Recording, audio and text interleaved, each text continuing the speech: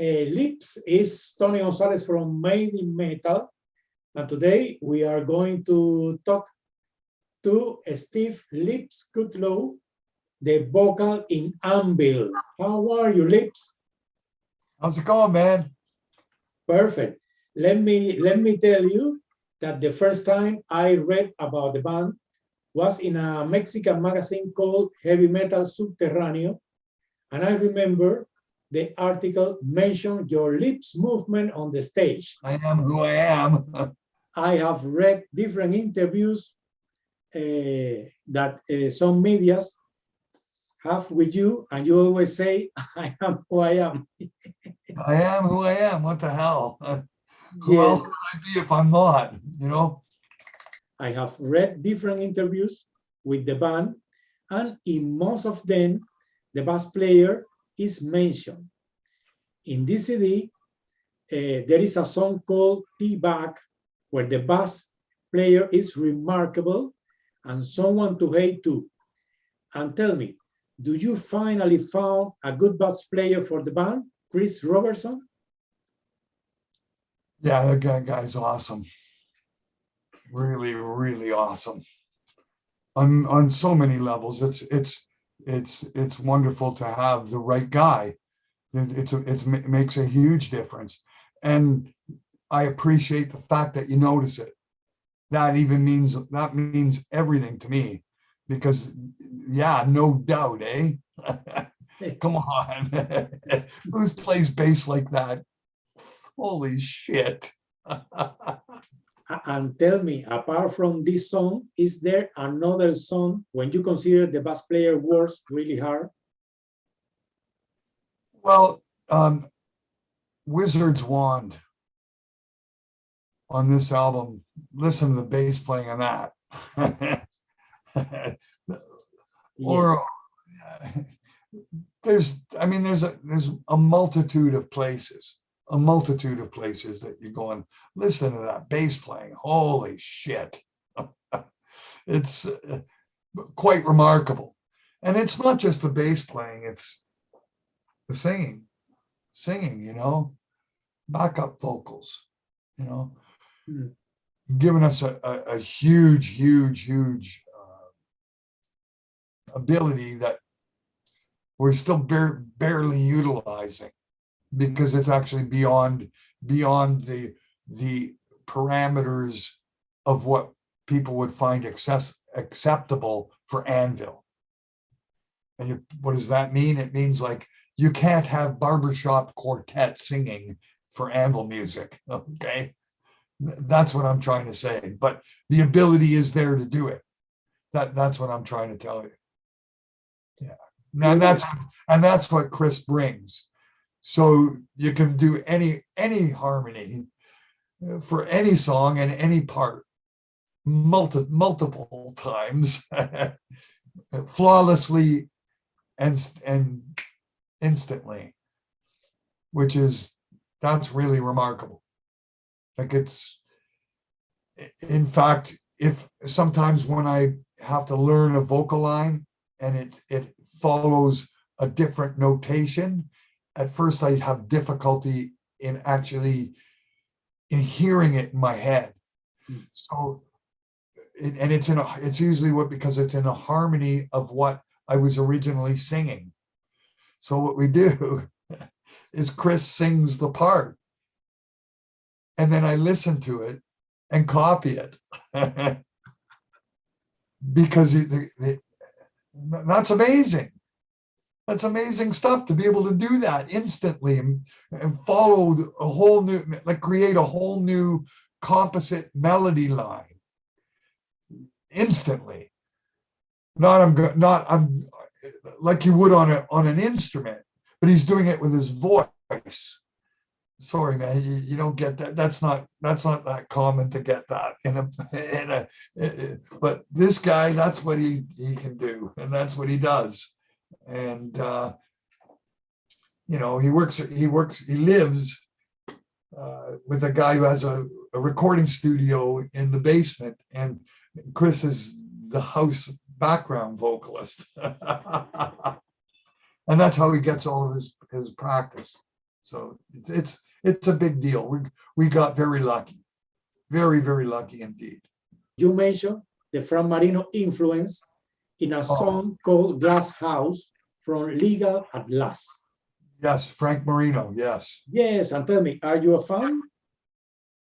Do you know what song I'm talking about? Yes. From the past CD, Not Impact is Imminent. No, there's a song by Frank Marino that has a similar movement of in a certain texture and in a certain key. They're related, but not the same. Yes, I'm sure. And yes, it's because, Lips, everybody asks you about Metallica, Megadeth, but nobody asks you about Frank Marino. Frank Marino, why? But that's where those are influences. I'm not going to be listening to Anthrax as my influence. Of course. But it doesn't make sense, right? Yes. I listen to the predecessors, the guys who are older. Yes, of course. And the guys that are younger listen to the guys that are old. Yes. And now we are the oldest. It's the way it works. It's the way it works, and there's nothing we can do about it. Yes, and speaking of the guitar, maybe I'm wrong, but there is a song called Bad Side of Town, and I can found a melody in this song that make me remember the classic Born to Be Wild. Oh, that's interesting. Yeah, it didn't strike me that way till afterwards, but I liked it. Yes. I liked hearing it because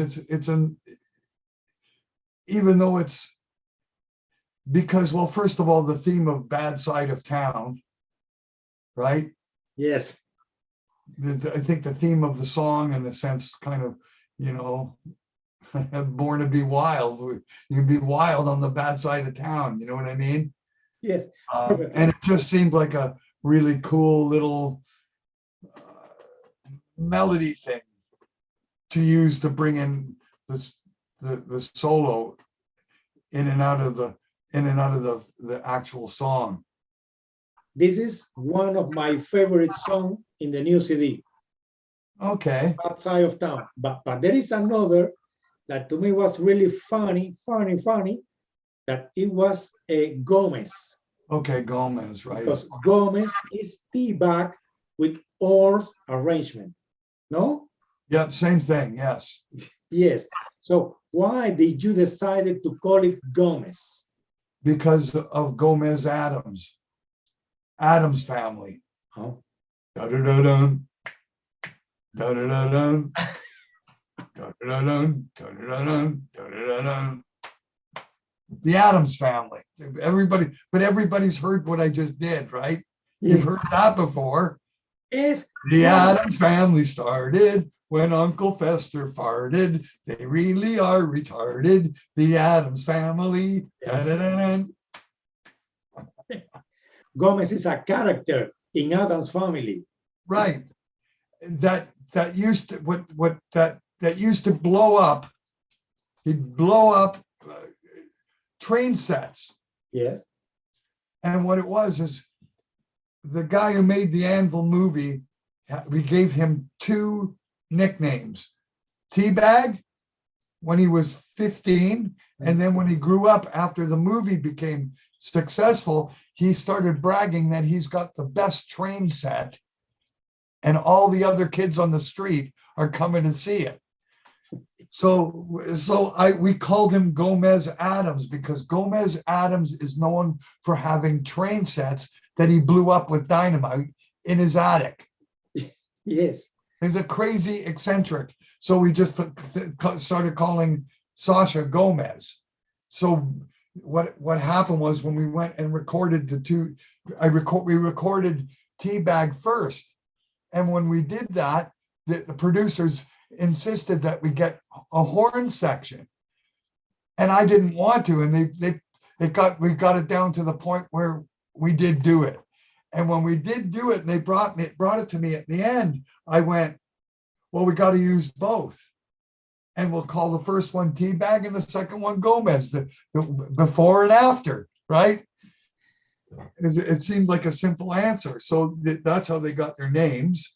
And it's just an interesting aspect. The horns are a complete shock, and it completely changes the whole attitude and feeling of the song. No doubt about it. You're going, what? It's just like completely, it's shocking. It's the whole makeup of the song. It's like, I don't know, how can you can, it's like a disguise or something. There are some people that don't realize that it's the same piece of music. And now I'm going to ask you a question, and let me see if you understand, okay? Say, in more than an interview, you always say that you wake up in the morning and when you look at the mirror, you see yourself. Yes, but tell me, was there a day when you woke up and see another person looking you through the mirror? No. No, you always see yourself, no? I always see myself.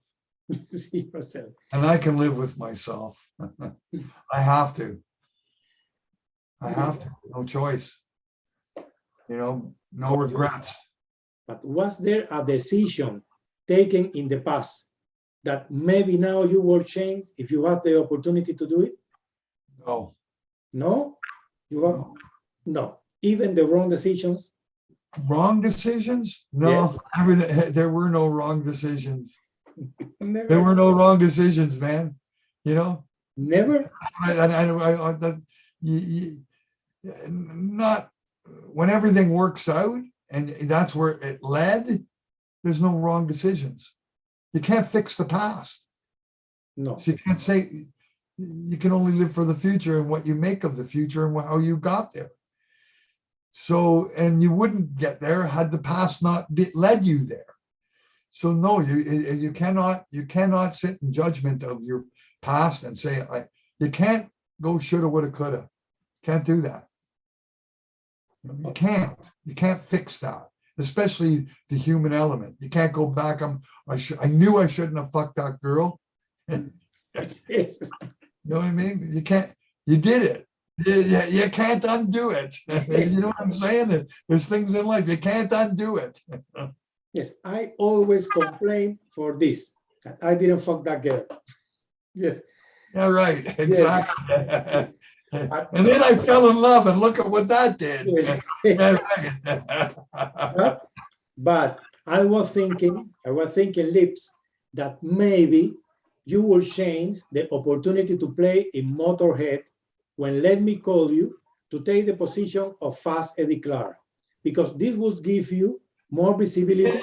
No, you can't. No, man. No, you can't. No, and wishing for it. Saying shoulda, woulda, coulda is a waste of fucking time. Couldn't do it. The obligations in the middle of writing Forge and Fire or in the middle of the recording. I'm not even sure exactly what the dates were on all that. It's just not. You can't abandon your responsibility. You can't. You signed to record contracts, you're under contract. You can go get sued. Like, it turns into lawsuits, it turns into fucking people are angry at each other. Where are you going? Why? And what's the end game? What's the fucking point? Is it going to make that much of a difference? And you know what? That I didn't do it was almost more, and Lemmy, although Lemmy at first was really, really pissed off at me. He's pissed off at me. But once he fixed the problem, then he realized, how can I be pissed off at him? I would have said no if he asked me. You know what I mean? You know what I'm saying? Yes. When you ask somebody who's in the midst of doing something to come join your band and they say no because I'm too busy, then it's not because they don't like what you're doing or they don't they don't, but you know, he had a hard time with understanding what that, you know, like what he actually said to me. Goes, you realize the opportunity that it was, and or did you realize what the opportunity was and what that could have done for your own career? And I said, yes, I did, but at the same time, it would have been detrimental to my career because I would have had no third album. So, and that's Forge and Fire, and that's our most famous album. I mean, this is once we had at least the opportunities to bury the hatchet afterwards. So I went and toured the UK with Lemmy. So we had the discussion about what everything that had happened. So yes, this is what the outcome was. And of course, at that point, we're both agreeing. You definitely did the right thing. Like Lemmy is sitting there in the hotel room. You did the right thing, man, because you're Lips and I'm Lemmy, and here we are. There's two bands here. You know what I mean? And that's better than one band, and you know, and both are never to ever be the same again. No, that doesn't work either, right? It's like, had I joined Motorhead, of course I'm not going to all of a sudden not sing. There's gonna be two singers in Motorhead, and to Lemmy he would have loved to have that, because then he gets away with not having to sing for a song or two. I mean, we discussed it. It would have been great, because there's a lot of advantages to have been able to do that. And we both agree, we're both singer musicians that didn't want to sing and we had that in common. And it's like, no, you do it. No, you do it. No, you do it. It would be more like that. So it's not like it's my song, I want to sing it. It's like, no, you sing it. Go ahead. I don't want to sing. And it would have been easier essentially on both of us, right? Making a band with Motorhead would have been easier on both of us. But the thing was, it just never happened. But the idea would have been actually really quite fascinating, because we both have a love for the same places and the same kind of music. Although he was like an older brother to me, and kind of looked at things in that regard. He's a really remarkable person, but at the same time, not much different from myself, right? We had a lot in common, and we laughed about a lot of things. And you know, I miss him. Of course, I mean, it's not somebody that I saw every day, and you know, it's like he described it. It's like your family, and you could be estranged, but nonetheless, you're still family. Yes, and Lips. So you know that everybody in the heavy metal world talk about the documentary, the story of Anvil. And tell me, Lips, are you still in contact with Sacha Gervasi? Oh yeah, every day, all the time. Yeah, of course. From the first moment when he offers you the opportunity to make the documentary, do you say yes or hesitate how to do? Oh, no question about it. No hesitation. No hesitation. How could there be? Instant eureka. It's like God just answered. God just came to earth, right? He answered all my prayers. Just like that. That's what that moment was. It's not a question of what did you do, or did you have to think about it. There was no thinking about it. It's like I burst into tears and realized my fucking ship just came in. Where did you find the funds to film the documentary, taking account that the band was in a bad situation in that moment? We didn't pay for the documentary. Sasha paid for the documentary. Wow. So only bands that have money pay for their yeah. Documentaries cost a lot of money, man. Yes, a lot of money. Yes, I know. You're not gonna make a good, you're not gonna make a documentary like Sasha made if you haven't got a real lot of money. Yes, I mean, like a real fucking lot of money. yes, I saw a documentary and I see. So this documentary costs money. Yeah, and but understand that it's was Sasha's money, and it not only was it Sasha's money, it was the people that helped Sasha, Hmm. also their money. Everybody put their time and effort into the movie. No one was getting paid. Hmm. You know, they got everybody involved on if and when it sells, we'll break up the money and we'll spread it out and we'll try to get everybody paid back as much as we can. But the whole point was, let's get this movie done. And everybody took their chances and took their and did their best. That's how that documentary came to be and how it worked. It was a real concerted effort by a complete team of people, absolutely lovely people, beautiful people who believed in me. They saw what there was to do, and they came along with me for a journey and recorded it. And that's what that movie is. Good.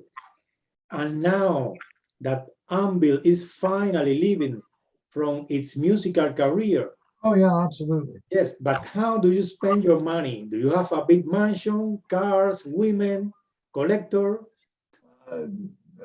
Guitars, guitars, trips, go on trips with my wife and my son, things like that. That's how you spend your money. I don't believe in fancy cars. That I think is a waste. It's a waste. Yeah. Yes. I don't really, it's not something that I really, would I like to drive a 1967 Jaguar XT? Yeah, around the block, and that's about it, because I'd be afraid to get anything would happen to it. Yes.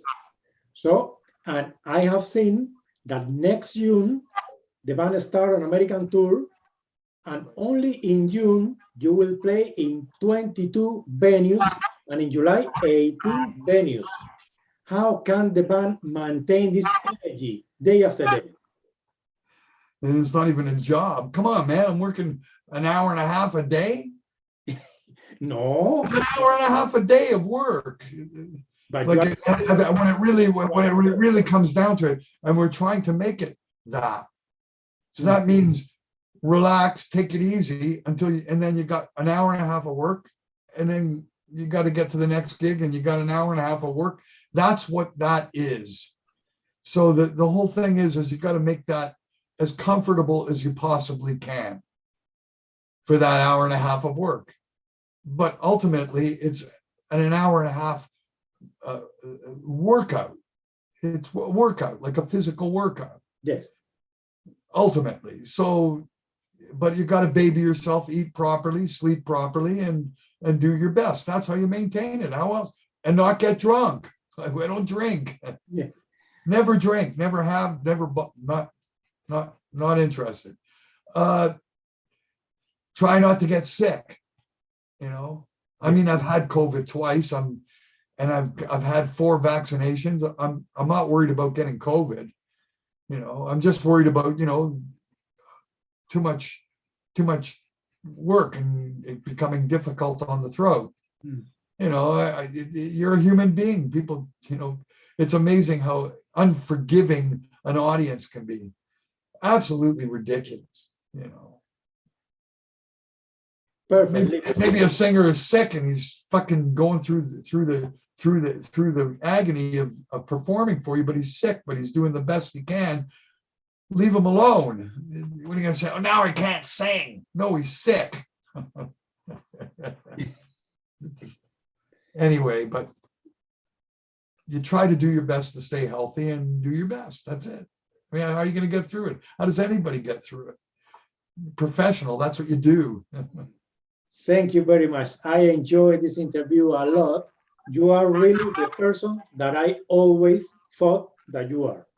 Okay, I haven't changed. I'm still me. Yes. So thank you very much for your time. Yeah, no problem, man. You take care, and I'll talk to you another time, someplace, somewhere. Okay. Yes. Perfect. Okay, Bye-bye.